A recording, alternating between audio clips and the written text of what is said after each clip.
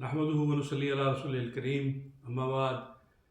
ناظرین، آج ہم آپ سے بات کریں گے، ایک بھائی نے سوال کیا، وہ جو ہم نے ویڈیو بنائی تھی کہ تراویح 8 یا 20، اس کے بارے میں انہوں نے سوال کیا، چونکہ اس میں ہم نے ذکر کیا کہ نفلی عبادت ہے، تراویح جو ہے یہ نفلی عبادت ہے اور نفل کی کوئی حد نہیں ہوتی۔ ہمارا مقصد تو یہ ہے کہ دین کی وہ باتیں جو آسانی کا دین ہے، آسانی کی باتیں لوگوں تک پہنچائی جائیں۔ اس کو میں بال کی کھال اتارنے کی بھی ضرورت نہیں ہے، لوگوں کو مشکلات میں ڈالنے کی بھی ضرورت نہیں ہے، بلکہ دین کی طرف راغب کرنے کی، اور جو دین جیسے ہے اللہ نے قرآن کریم کی صورت میں ہمیں عطا فرمایا، اس میں جو احکامات ہیں وہ بڑے واضح ہیں، کیونکہ قرآن واضح ہے، لِتُبَيِّنَ لِلنَّاسِ مَا نُزِّلَ إِلَيْهِمْ۔ تو اللہ نے پھر اس کے لیے اس قرآن کی تبیین اور اس کی وضاحت کے لیے اپنے نبی صلی اللہ علیہ وسلم کو مبعوث فرمایا۔ تو دین آسانی کا ہے۔ تو اسی بات کو ہم نے ذکر کیا کہ رسالت مآب صلی اللہ علیہ وآلہ وسلم نے اس کو، اگر تو ہم وہ لیتے ہیں کہ 3 دن آپ باہر تشریف لائے، اور اچھا اس کے اندر پھر آگے یہ ہے کہ وہ حضرات جو 8 رکعت کو مانتے ہیں، 8 رکعت کی تراویح جو اشاعت کرتے ہیں، تو وہ بیسیکلی تو وہ تہجد کے نفل ہیں۔ اب تہجد کے نفل جو 8 ہیں وہ تو رسالت مآب صلی اللہ علیہ وسلم پورا سال ادا فرماتے تھے، مستقل آپ کا عمل تھا۔ تو اب یہ رمضان المبارک میں جو 20 رکعتیں ہم پڑھتے ہیں تراویح کے نام پر، تو یہ بھی نفل ہیں، بیسیکلی نفل ہی ہیں۔ جتنی بھی فرائض کے علاوہ عبادات ہیں وہ سب نوافل ہیں۔ اب یہ سنت، اس کو کیسے کہہ سکتے ہیں کہ سنت، اکثر لوگ اس کو سنت موقدہ کہتے ہیں۔ تو سنت موقدہ تو اس صورت میں کہیں گے کہ رسول اللہ صلی اللہ علیہ وسلم نے اس عمل کو مستقل فرمایا ہو اور امت کو اس کی تاکید کی ہو، یا امت کو اس کے لیے پابند فرمایا ہو یا مکلف فرمایا ہو، تو ایسی تو بات نہیں ہے۔ یہ رمضان کے ساتھ خاص ہے۔ تہجد جو ہے وہ ویسے تو قرآن کہتا ہے نافلۃ لک، یعنی رسول اللہ صلی اللہ علیہ وسلم کو بھی نافلۃ لک فرمایا کہ وہ بھی زائد ایکسٹرا ہے۔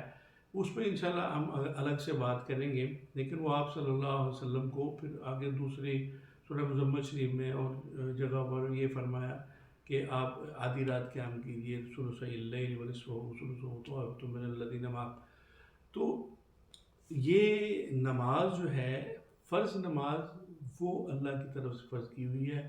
اس کے بعد جتنے بھی نوافل ہیں وہ اللہ کے رسول صلی اللہ علیہ وسلم نے کچھ ادا فرمائے، تو وہ ہم ان کی سنت، آپ صلی اللہ علیہ وسلم کے طریقے کے مطابق جو رکعتیں آپ صلی اللہ علیہ وسلم ہر نماز کے آگے پیچھے ادا فرماتے تھے وہ نوافل ہوتے تھے، تو ہم آپ صلی اللہ علیہ وسلم کی سنت سمجھ کر، طریقہ سمجھ کر ہم ان کو ادا کرتے ہیں۔ تو اسی طرح یہ بھی ایک نفلی عبادت، اگر ہم اس کو سنت موقدہ کہیں گے تو جو لوگ اس کو ادا نہیں کرتے تو وہ تو گناہ گار ہوں گے، جبکہ گناہ گاری والا تو اس میں معاملہ نہیں ہے۔ یہ ایک انسان کی اگرچہ ترغیب ہے، اس سلسلے میں دلائی جاتی ہے، دلائی گئی ہے، دلائی جانی چاہیے، اور امت کو اس بات پہ لانا چاہیے کہ ہم سب لوگ، سارے مسلمان مل کر نماز کو باقاعدہ ادا کریں، رکعتیں پڑھیں جس میں قرآن کی سماعت کی جائے، قرآن کو سمجھا جائے، سنا جائے، اور اس کو پڑھا بھی جائے، اس کو عمل کیا جائے، اس کو بیسیکلی تو سمجھ کر اس پر عمل کیا جائے۔ لیکن تلاوت کا اپنا ایک الگ سے اجر و ثواب ہے۔ تو رمضان المبارک میں رکعتیں 20 تراویح کی پڑھنے کا جو ثواب ہے، تو اس کا یہ نافلۃ نفل جو ہے، نفل کا مطلب ہے زائد، تو یہ ایک زائد عبادت ہے، ایک ایکسٹرا عبادت ہے۔ جو وہ کرے گا اس کو اجر ملے گا، ثواب ملے گا، اس کے درجات بلند ہوں گے، قرآن کریم کی سماعت کرے گا، اور قیام لیل جو رمضان المبارک کے ساتھ خاص ہے، اس کے اپنے فیوز و برکات اور ثمرات اور انوارات اور تجلیات، چونکہ یہ پورا مہینہ انوار و تجلیات کا ہے، تو اس سلسلے میں جتنا زیادہ کوئی انسان فائدہ اٹھا سکتا ہے۔ اور جیسے کہ روایت میں بھی آتا ہے کہ رمضان المبارک میں شیاطین کو قید کر دیا جاتا ہے، اور نفل کا درجہ فرض کے برابر کر دیا جاتا ہے، اور فرض کو بڑھا کر 70 گنا کر دیا جاتا ہے۔ تو اگر نفل بھی اس کو ادا کریں گے تو وہ ہمیں فرض کے برابر اس کا ثواب ملے گا۔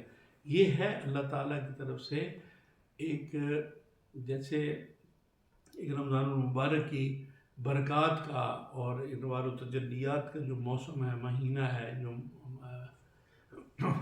جو ماحول ہے اس کی برکت سے جو نیکیاں ہیں وہ بڑھ جاتی ہیں. اللہ تعالیٰ من جاء بالحسنۃ فلہ عشر امثالھا، تو اللہ تعالیٰ نے ویسے بھی فرمایا کہ جو نیکی کو لے کے آئے گا، جو نیکی کرے گا، ہم اس کو اس کا 10 گنا اجر بڑھا دیں گے. ومن جاء بالسیئۃ فلا یجزی الا مثلھا، تو جو کوئی برائی کرے گا اس کو اس کے برابر ہی اس کا ملے گا گناہ یا جو جزا ہے. تو یہ کتنا بڑا کرم ہے. تو اسی کرم کے نتیجے میں ہمیں یہ بات سمجھنے کی ضرورت ہے کہ ہم اس بات کی ترغیب ہونی چاہیے، شوق دلانا چاہیے کہ مسلمانوں قرآن کے ساتھ وابستہ ہو جاؤ، قرآن کے ساتھ لگ جاؤ، قرآن کو پڑھو، قرآن کو سنو، قرآن کو سمجھو. تو ویسے تو پورا سال ہر زندگی کے ہر موڑ پر ہر لمحے مسلمان کو قرآن کریم کی تعلیمات احکامات کو سمجھ کر اس پر عمل پیرا ہونے کی ضرورت ہے. تو یہ ہماری نیکیاں ہیں، جتنی کچھ زیادہ کر لے گا، جتنے زیادہ نوافل ادا کر لے گا، تو یہ کوئی بائنڈنگ نہیں ہے. اللہ تعالیٰ ہمیں صراط مستقیم پر چلنے کی توفیق عطا فرمائے. آپ ہمارا چینل سبسکرائب کر لیں، اس کو لائک اور شیئر کر دیں. والسلام علی من اتبع الہدی.